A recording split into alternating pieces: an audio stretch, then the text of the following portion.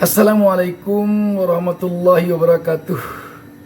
Berjumpa kita kembali. Saya Abu Saminarda kembali mendoakan kepada Allah Subhanahu wa taala, Tuhan Yang Maha Esa, semoga seluruh pemirsa selalu mendapatkan keberkahan hidup dari Allah Subhanahu wa taala, Tuhan Yang Maha Esa.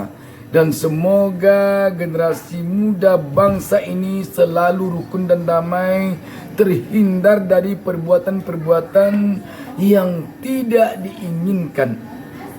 Sahabat BN, kita cukup dikejutkan oleh beberapa peristiwa kekerasan yang dilakukan tunas-tunas bangsa kita yang berada di SD dan di SLTP atau SMP.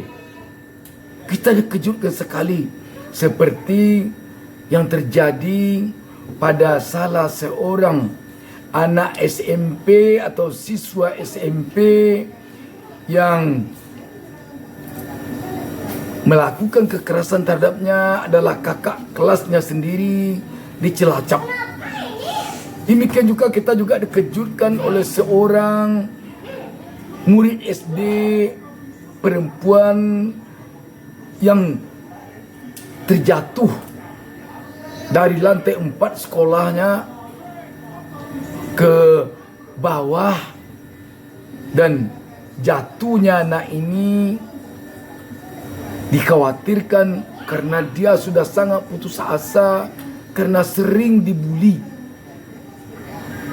Walaupun sampai sekarang belum lagi dapat disimpulkan bahwa dia dipastikan karena itu secara hukum, tetapi setidaknya penyebutannya atau dugaan sangat keras ke arah itu. Sahabat BN, apa yang dapat kita ambil dari sini? Sekarang ini kita memang sangat khawatir dengan peristiwa bully-membuli ini bagi anak-anak kita yang duduk di SD, anak-anak kita yang duduk di SLTP, sekolah lanjutan pertama, apakah SMP atau MTS, Madrasah Islamiyah, ataupun SMTA atau SLTA, sekolah lanjutan tingkat atas, baik yang di SMA maupun yang di SMK. Kenapa kita khawatir? Mereka ada yang tidak segan-segan melakukan tindakan kekerasan, memukul teman-teman sesama sekolah dengannya. Ini sangat berbahaya sekali kalau ini tidak cepat ditangani. Kenapa tidak? Anak-anak yang hobi memukul teman-temannya itu, melakukan tindakan kekerasan, membuli teman-temannya itu, merasa dia telah puas kalau telah memukul temannya, kalau telah membuli temannya. Dia merasa tidak puas, tidak senang kalau belum membuli temannya, kalau belum memukul temannya. Dan temannya yang dipukul merasa sangat tersiksa, merasa sangat tertekan. Apalagi ketika teman yang memukulnya ini, ketika dia laporkan kepada guru, gurunya menanganinya tidak pula sampai tuntas. Dan ketika dia melaporkan kepada orang tuanya pun menyikapinya tidak pula tuntas. Kenapa tidak tuntas? Kadang-kadang begitu dilaporkan oleh temannya yang kena bully, yang kena pukul, oleh anak-anak yang kena bully, yang kena pukul ini kepada guru, kadang-kadang guru menyelesaikannya sampai hanya pada bersalaman, bermaaf-maafan, setelah itu selesai. Dan tampaknya itu tidak membuat jerah bagi anak-anak ini. Besok yang lain lagi mengganggu, yang ini lagi mengganggu, sehingga anak yang ketakutan tadi semakin tertekan, semakin tertekan. Kadang-kadang anehnya lagi, anak yang kena ganggu terus ini ketika sampai ke sekolah, gurunya malah dia yang dimarahin. Karena besoknya dia juga yang datang ke sekolah. Yang dilihat oleh sang guru, apakah guru BP, apakah guru kelasnya, apakah wali kelasnya, yang dilihatnya bertengkar dengan temannya. Besok lagi dia juga. Kata guru, lu lagi. Padahal penyebab dia terus yang datang ke sekolah karena bertengkar itu, memang gantian yang lain-lain itu membuli dia. Gantian yang lain-lain itu memukul dia. Makanya dia terus, yang lain-lain yang memukul itu, yang membuli itu, biasanya dia hebat bicara, pandai membela diri ketika berhadapan dengan guru, ketika berhadapan dengan guru BP atau guru kelas atau wali kelas. Ini persoalannya. Dan ketika yang kena pukul ini, yang ketakutan ini, berhadapan dengan guru, dia ketakutan. Sebab dia juga mungkin diancam oleh yang merasa baga ini, oleh yang merasa centeng ini. Umumnya yang memukul itu, yang membuli itu kan merasa dia centeng di sekolahnya. Misalkan dia orang baga di sekolahnya. Coba kamu lapor nanti ke guru, kamu bisa pukul lagi, kamu bisa tunggu di jalan, katanya. Ini bahayanya. Sehingga anak-anak yang takut semakin takut. Dan ketika dia melapor kepada orang tuanya pun memarahi dia pula. Karena pada umumnya orang tua itu kan tidak suka anaknya bertengkar di rumah sekolah. Dia tidak suka anaknya berkelahi di rumah sekolah. Ketika dia melapor bahwa dia dibegini dan teman-temannya, kadang-kadang dia dimarahi orang tuanya, kamu jangan bertengkar, kamu kan pergi sekolah, bukan pergi bertengkar. Tetapi si anak yang memukul, si anak yang merasa centang ini tidak pernah melapor pada orang tuanya. Tidak pernah dia. Sehingga yang inilah yang kena marah oleh orang tuanya. Itulah yang menyebabkan anak-anak yang kena bully ini, yang kena pukul oleh teman-temannya ini, merasa frustasi. Ada yang, itulah yang mungkin menyebabkan, ada yang melompat dia dari lantai atas ke bawah karena sangat frustasi. Ada yang lari dia. Pada umumnya dia merasa sangat tersiksa, tertekan. Kemana saya mau melapor nih? Melapor ke guru. Guru menanggapinya lain karena dia lagi yang melapor, yang bertengkar. Melapor pada orang tua. Orang tuanya marah juga. Karena itu tentu sekarang kita perlu solusi dalam persoalan ini. Perlu solusi. Solusinya mungkin kerjasama antara guru, orang tua murid, dan pemerintah menjalin kerjasama dalam persoalan ini agar bully-membuli ini tidak ada lagi di sekolah manapun. Apakah di SD, apakah di SMTP, apakah di SMTA, apakah di sekolah umum, apakah di pondok pesantren, apakah di sekolah kejuruan. Di pesantren-pesantren, anak-anak yang mondok lebih bahaya lagi. Bisa jadi mereka di sekolah tidak bisa melakukan bully karena diawasi oleh guru. Di sekolah tidak bisa memukul karena diawasi guru. Tapi di asrama bisa. Mereka ada yang satu asrama itu satu kamar, ada yang 8 orang, ada yang 12 orang, ada yang 10 orang. Di sanalah dia kesempatan untuk membuli yang penakut. Di sanalah mereka kesempatan untuk memukul yang penakut. Sebab kalau pengawas pondok lalai, berbahaya sekali. Berbahaya sekali. Karena itu tentu kita berharap agar ada kerjasama pihak sekolah, pihak pondok pesantren, dengan pemerintah, dengan orang tua murid untuk menjaga. Tanya anaknya. Kalau anaknya pulang tidak pernah melapor, tanya, kamu apakah pernah dipukul orang? Atau apakah pernah kamu memukul orang? Kalau kamu memukul orang tidak boleh. Kalau kami membuli orang, kamu tidak boleh. Itu orang tua harusnya mengawasi gitu. Pemerintah harus mengawasi kepada pihak-pihak sekolah. Jangan sampai pihak sekolah lengah terhadap pengawasan kepada murid-muridnya. Baik di sekolah maupun di luar sekolah sekalipun. Bagaimana mengawasi di luar sekolah?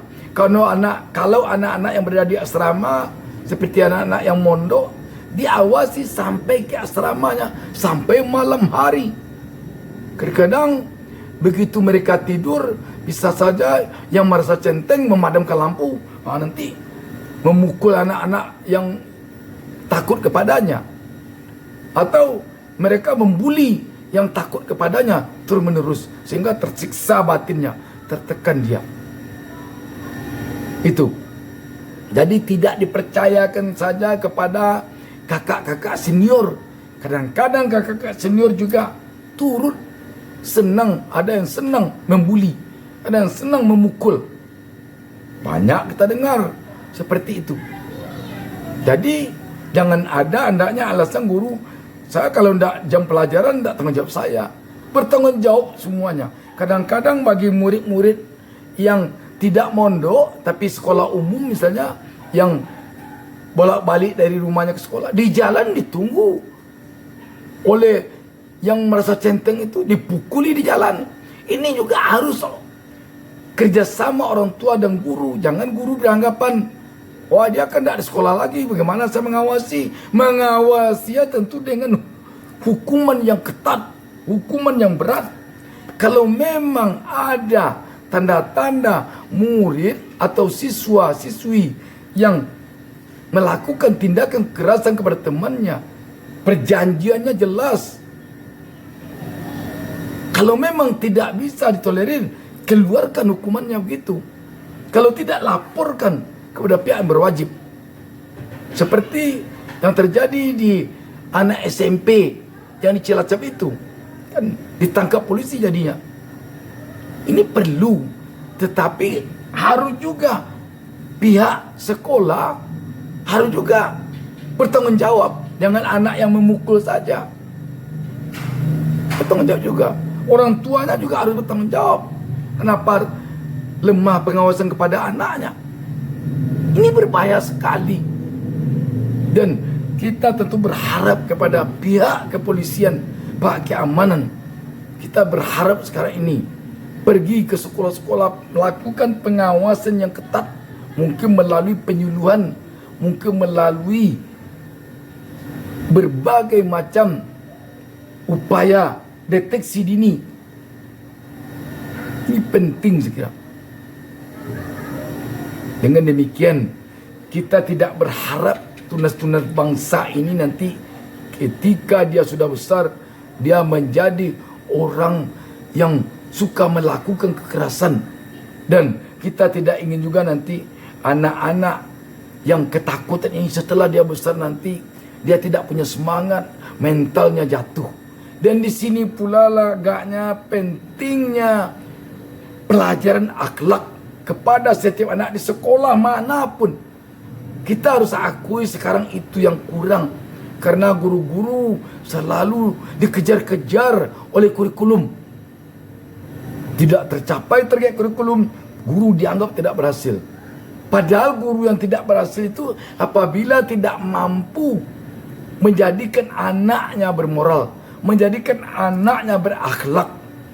Mohon maaf, sekarang ini kita melihat dia sudah tamat SMP misalnya, atau MTS, tetapi tingkah lakunya, akhlaknya sama dengan anak-anak SD. Dia telah tamat SMA atau MAN atau SMK, tapi tingkah lakunya sama seperti anak SMP. Kenapa? Karena akhlaknya yang tidak berhasil diperbaiki di sekolah. Karena itu sudah selayaknya sekarang, sudah seharusnya sekarang ini pelajaran akhlak, pelajaran budi pekerti perlu bagi anak-anak di tingkatan manapun juga. Kita sangat prihatin sekali itu dengan murid yang membunuh gurunya. Astagfirullahaladzim. Seorang murid membunuh gurunya, tegak dia. Kenapa? Itu akhlaknya yang benar tidak ada itu. Akhlak yang tidak ada. Karenanya pelajaran budi pekerti, pelajaran akhlak hendaknya menjadi pelajaran penting.